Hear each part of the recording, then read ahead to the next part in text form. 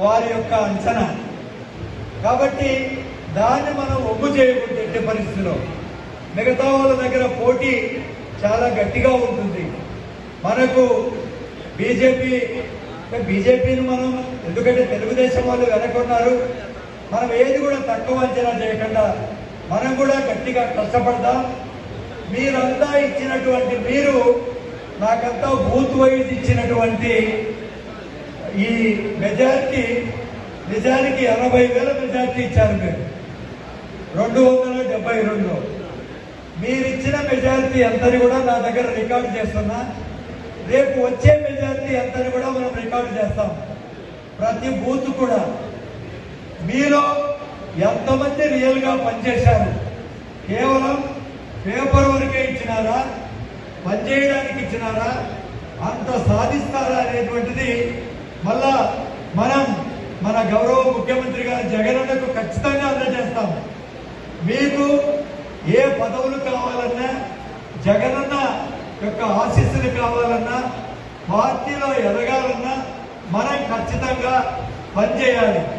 పనిచేయకుండా ఏదో మాటల వరకు పరిమితమైతే ఖచ్చితంగా మీరు ఇబ్బంది పడతారు.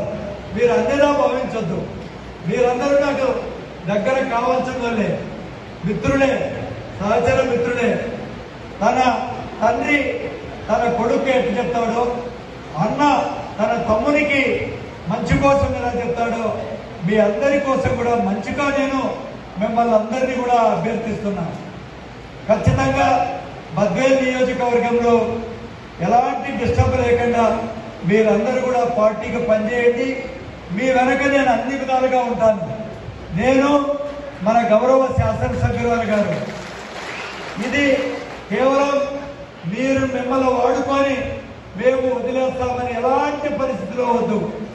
ఏ విధంగా గత 20 సంవత్సరాలు మీకోసం పనిచేశామో ఖచ్చితంగా భవిష్యత్తులో కూడా మీ వెనక ఉంది.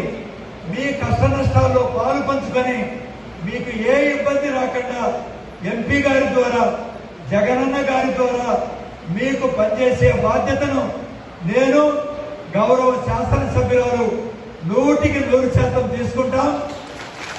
మీరు ఏ విధంగా డిస్టర్బ్ కావకండి. కొన్ని శక్తులు మిమ్మల్ని డిస్టర్బ్ చేస్తూ ఉన్నాయి. అలాంటి మాయమాటల్లో ఎవరూ పడగాకండి. మీ జీవితాలను కొంతమంది ఆడుకోవడానికి ప్రయత్నం చేస్తున్నారు. ప్రతిపక్ష నాయకులు కానీ, మన పార్టీలో ఉండే కొన్ని శక్తులు కానీ దయ ఉంచి వారి క్యాప్లో దయ ఉంచి పడగాకండి. ఖచ్చితంగా మనం గెలవబోతున్నాం. మీకు గౌరవ శాసనసభ్యురాలు అన్ని విధాలుగా అండదండగా ఉంటారు. నేను ఉంటాను. మనం ఖచ్చితంగా పనిచేద్దామని చెప్పి మీ అందరికీ కూడా మరొక్కసారి తెలియజేసుకుంటూ